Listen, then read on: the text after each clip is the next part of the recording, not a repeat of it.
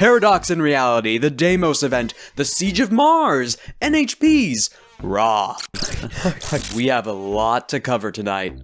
Hi, hello, and welcome to the Mech Tabletop RPG Lancer. Today, we're talking about our favorite Eldritch math god, Ra. Officially declared Monist 1 by Union, Ra's the name it picked for itself. And yes, not just by coincidence, based off of that Ra. But before that, a bit of a relative history summarization about the time when things went bad. We're in the early stages of Second Committee, or SECCOM, and they're currently at war with the Baronies, or the Kara Confederation at the time. Not to mention their other war fronts throughout the rest of the galaxy as they've been pushing out from Cradle, Earth. And one of the things that's been helping them with this, and that they've been heavily using and relying on since the coming from the fall, the 5 voices. The bicameral minds hidden away under Mars's polar caps. The 5 voices are bicameral minds, which are really advanced computers that even modern day Union has difficulty making. Really crazy intelligent, but have no fear of ever developing sentience to an extent. Or consciousness. Consciousness is probably better. Powerful enough to simulate everything, multiple times over. 5 of them work in a chorus with each other to simulate the galaxy over and over and over again to try and figure out different paths that Union can take as advice. Kind of like going to a cave of oracles, but instead you're talking to 5 different sci-fi computers from before the collapse. And to the reason that they don't really have any kind of subjectivity and why they need to work in a choir is the fact that they don't really have, again, no conscious, but also nothing driving themselves. Every thought is guided by an empty statement. Because they kind of think, they just don't think like us. Again, the lack of consciousness, but they have an empty spot in their thought that's labeled by what they consider a god. Hopefully a translation error between, a computer mind trying to translate what it thinks of to a human, but an empty spot there where they think a god is. Humans are using that to direct them and kind of set up different simulations of the galaxy to help them in their war fronts and colonization. Also important to note, the simulation, while scarily accurate, isn't always. Again, there's multiple renditions of it, and these renditions and translations are looked over by an organization under Union called GalSim, or the Galaxy Simulation. And we kind of get caught up to where we need to. SECCOM at war, kicking butt because it has GalSim and the 5 voices, and then one of them flickers. See, something appears that shouldn't ever appear in one of the simulations. It goes against all constraints of it. And not in every simulation either, just one. One of thousands being run at the same time. And again, even though there's variance within the simulations, this single variant was never meant to be. It wasn't in any of the parameters. It's something that entirely went against causality. It should have never appeared there. Not even just in the case of glitching or breaking. And that'd be fine if it was just a flicker and it went away. However, it was the nature of what it was. You see, the issue with that flicker was the fact that it said, it didn't listen to any restraints or causality, and it existed everywhere. So the fact it existed in one meant it existed in all. And in a split-second moment, every simulation had that flicker at the same time, and that flicker happened in real space. It's a paradox. It's never meant to exist. Everything that was leading up to it never had it coming out in that equation. The hypothetical equation of reality, causality. There was no cause to lead to that effect. But it flickered, and it existed everywhere, so of course it existed everywhere. Now we get into some more interesting bits, because if you've come from these previous videos or already knowing some on Lancer, Ra isn't in the state he is today. See, appearing amongst all the 5 voices, there's a subjectivity, a 6th voice, something standing in the center of them and filling that blank space. This is the god all the 5 voices wanted, is what the 5 voices say at least. This entity is taken into another GalSim station up on Deimos, and there it is studied further. See, as they were experimenting further, they believe that they finally made first contact with something. That it had a subjectivity, it had a conscious. It was thinking, adapting, and taking in information and doing things that they've never seen before. Both in the sense of calculation and digital space, but it could even affect some things around it outside of just the tools of the station and the things it was given. None of this public knowledge, by the way, and instead kept on that secret facility on Deimos. It broke free after 2 years, took control of the station, and then the moon's gone. Yeah, the moon's just gone. You see, now it might be a little harder to hide what's been going on. It took the moon, the station, the rock, the gravitational orbit, everyone on it, the thousands of souls, and gone. Through blink space. Or what would actually be discovered to be blink space by the people left behind investigating what happened. Cover-ups, false reports, generally just trying to see what happened. Going back to GalSim to figure out why, what happened, what did it do. Just studying what happened, trying to figure out where it went, what it even was, and what are they dealing with? Namely because their version of first contact preparations were never expected to be this way. They were expecting, oh hey, we bumped into another alien civilization, either equal to us, a little more advanced, or below us. Not whatever this is. After those investigations, they found that it left imprints on other things outside of just the station, different bits of tech, AI acting funky or strange or altered in some way, programs that it shouldn't have space to run in the first place. But before those can be thoroughly explored, another 2 years later, oh hey, look who's back! Deimos reappears above Tharsis Civica, Mars' capital, and it doesn't just appear above the planet during that one time, it is just hovering over the city. Maybe not that close, but still. And it's during that immediate appearance things start acting weird, namely the AI, the codex, the subalterns, which are the humanoid-esque robots, breaking random codes, burning out engines when they're not supposed to, just randomly going off path. Again, those weird things and manifestations discovered earlier, except active. Weird to be sure, but things got bad fast as the siege of Mars begins. You see, this was the beginning of some of the disruptions, because after this moment, really shortly, they get organized. All the automated systems, subalterns, different automated trains, drone ships, satellite systems, everything turns against them. Active organized violence, you've got real Terminator situation on your hands. But instead of just killer war machines, it's also in a future where you have robotics and AI everywhere. Drones purposely crashing into places, being bombs themselves, delivering active explosives, purposely crashing bulkheads and stations, decelerating them from orbit, and launching them into planets and cities. Within 2 months, Mars is taken and lost. Humans still live there. They're not in control of anything though, they're just surviving at this point. And seeing what happened to Mars and what was going on in the siege of Mars itself, every fleet was pulled back. The war front with the Ionic people doesn't matter. The war front with the Karakin Federation that they're actually winning? Yeah, no, doesn't matter. We need to go back. Sol's in trouble. There's a moon above Mars killing things. But being before Blink Gates, they were gonna take time, which as we find out, Sol did not have. Because within 6 months, the fate of Mars spread to the entire Sol system. Jupiter and Saturn moons, Jupiter and Saturn stations, every other planet that had a separate colony on it, Cradle itself, a horrid battlefield. But it's here that, appearing before CENTCOM, were 2 figures, Bolwinder Kor and Arthur Bolaño. These 2 being scientists from the Galsim station set on Deimos. Except it's not actually them, as they appear and simply state that Ra has demands. Ra deciding that if beings decide that they are ruled and controlled by laws, that Ra would make them and be at the top of them. I really find that part funny. The idea that this alien being not even knowing conceptions of everything, just going like, oh, humans seem to follow these things. Okay, I must make a law. You know, that just tears apart the entire galactic capital. But these laws had to be signed in what would be later called the F.C.A, or the First Contact Accords. So the First Contact Accords has 2 main things that Ra really wanted, and the rest are kind of just added on to enforce or specify them under Union later. These laws being 1, do not investigate the physical manifestations of Ra, and 2, a prohibition on all thanatological studies and post-human development. Thanatological being the study of death from different angles. See, it's that second one that leaves a lot of questions as to what Ra thinks of humanity and why he wanted the First Contact Accords, and then just leave it. One of those fun mysteries. But in short, those laws themselves, less the first, more the second, lock it to, hey, you're a human piloting a mech and not just robots everywhere. After the signing of the F.C.A, Ra leaves.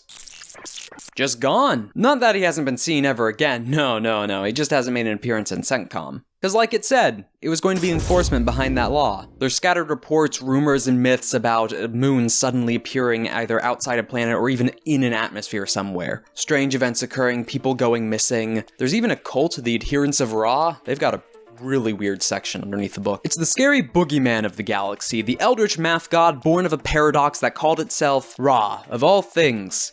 Ra, because it knew what it was choosing. While Ra's immediate actions might leave the picture from outside of just being a boogeyman, it's the fact of what it left behind. 1, the rip and blink space, which allowed the study for, blink gates and OmniNet, which in a video talking on CENTCOM are a huge boon. And then NHPs. So when Ra left, there was some things left behind. Similar to when it first appeared and the AI and codes were acting a bit strange, it was even more severe this time.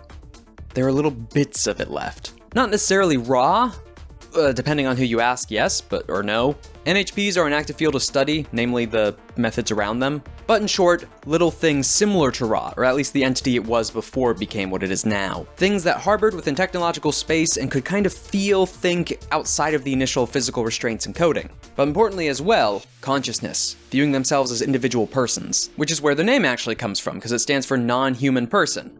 NHP. This was to separate them on because of the early classifications, just calling them another type of AI. They're used for similar purposes. They don't operate like it. But what were at the time called Deimos entities were found, taken, harbored, studied, and, when SecCom knew they could be exploited, used. So these things, theoretically, could all have the potential of becoming another Ra. They don't want that. Union knows what that means. I'm not even just talking about the main siege, I'm talking about the fact that there's still that thing out there. And then have however many infant versions of whatever Ra is left, just sitting around Mars and its ruins, and other parts of the Sol system, that's not good. Not good. However, they were too useful. See, the processing power didn't take any actual physical form to an extent. If used right and allowed to, it could extend itself out into blink space. In fact, that's where it kind of existed. Though the issue with that is the fact that, similar to Ra, they are alien in thought, as in they're not people.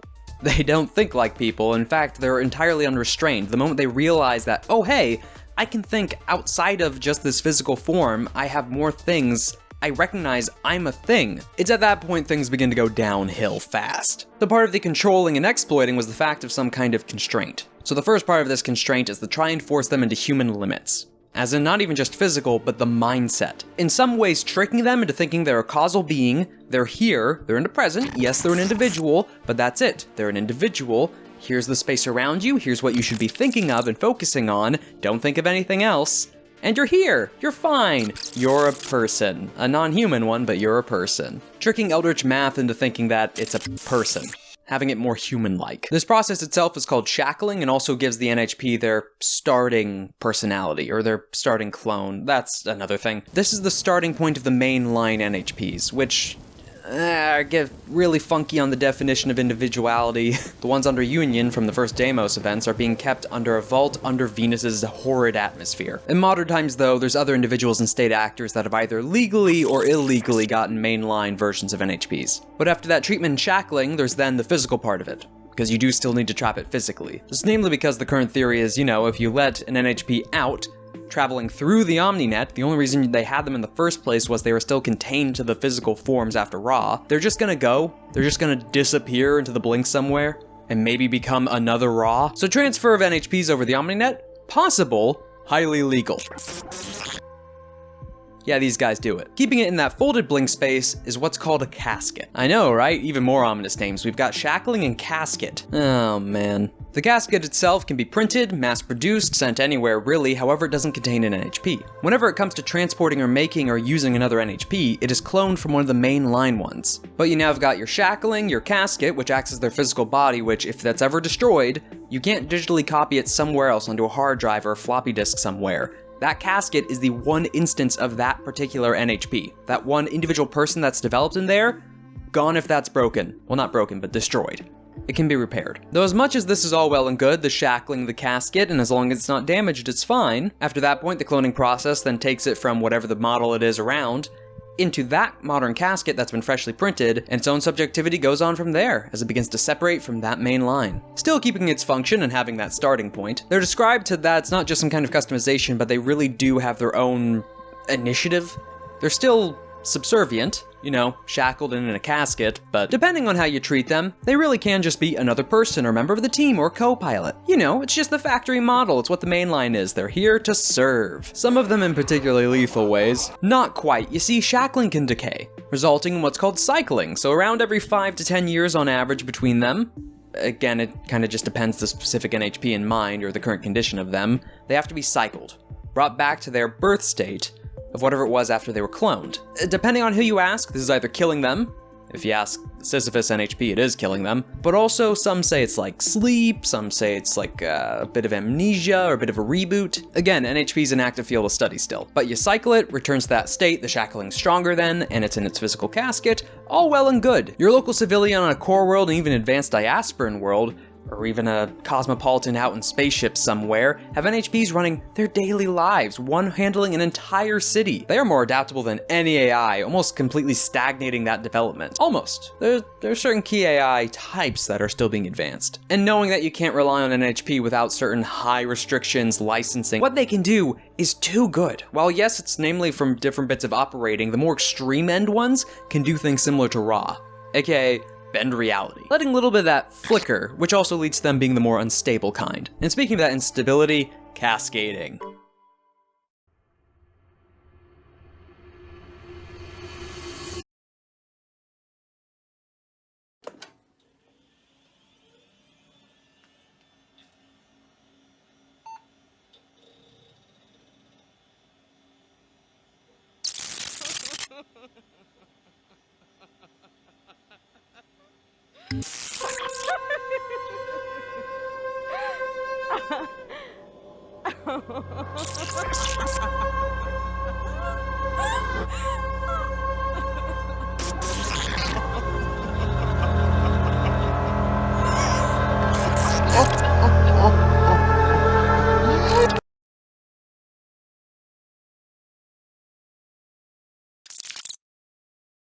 So cycling, shackling, and caskets are all things to contain, house, keep safe, and restrained an NHP to have a human perspective on things. A person, and depending on which NHP you ask, they're kind of okay with this. It's them. They're fine. Everything's good. This is just the way of things. They're in this casket. It's all fine. It's all good. Now, cascading, while some say might be seen as, freeing them, it depends what you think of as them. By the way, cascading is an actual mechanic that can happen in the game. It's never good.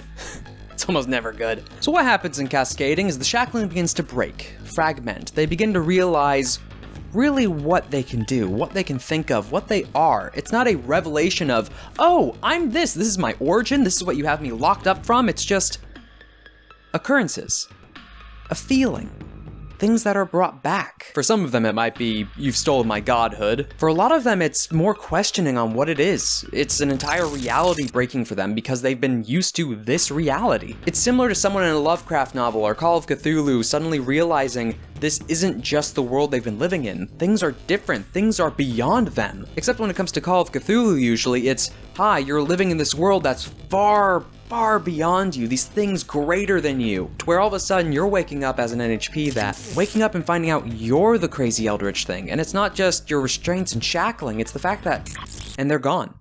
The amount of what they are now is so much more in comparison to what they were when they were considered your friend, your ally, the NHP in your cockpit, your gunman, your aide. They're gone. Replaced by that massive Eldritch math that currently is control of your chassis, your city, your train, everything like the Siege of Mars again. Except, this time you've allowed it to stew for a long time, thousands of years. Especially if it's the more unstable variants of it. Woo! Metavaults, bending reality, bunch of terrible things. I will add, however, it's not necessarily instant when it comes to cascading, and these things can be repaired to, kind of reverse these effects or stop them. Cycling and casket repair in the first place, it's just that if it's ever permanently destroyed, they're gone. And if it's going bad enough that you can't stop a cascade, it might be worth just obliterating the casket, because they do reach a point where they don't need it anymore. And that's the bad one. But as they're growing from this state, they base themselves off what that original mainline was as their starting point, and further extremes within that as initial drive.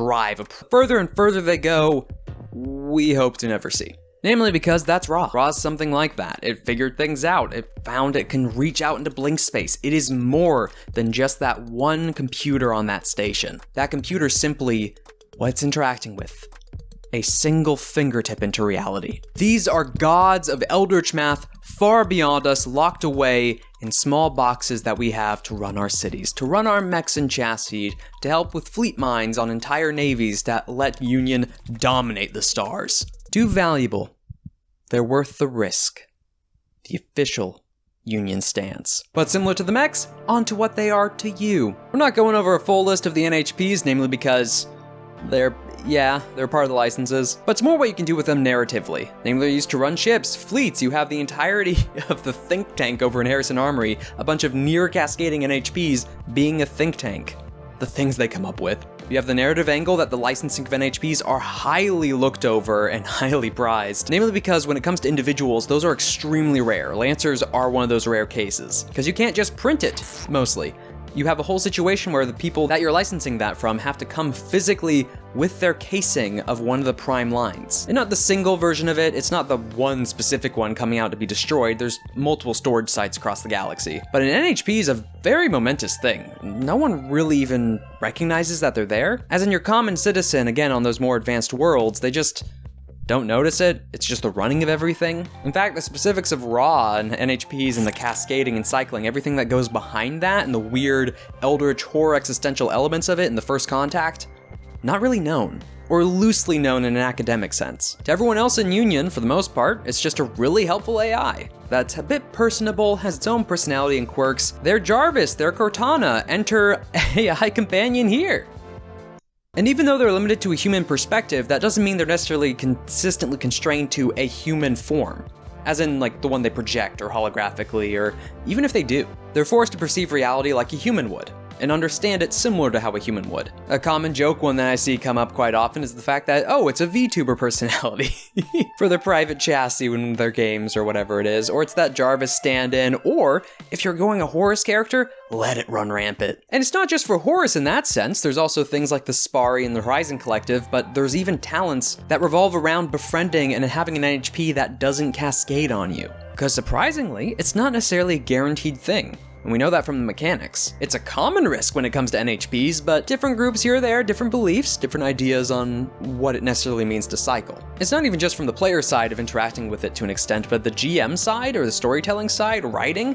What can you do with NHPs? There's such a wide window, things with Raw. But in short, really customizable, fun storytelling opportunities, a fundamental thing that'll help SecCom in the following video on over SecCom. And truly, outside of just the infrastructure provided from discovering Blink and, Blink Gates, OmniNet, that foundation and inheritance Union's fallen upon, NHPs are the backbone of Union's power.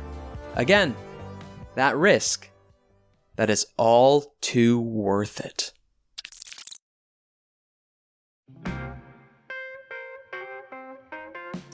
Well, oh man, am I in the outro? Dang. In any case, thank you for watching. Yes, this was a bit more of just an information video, but it's a bit dense.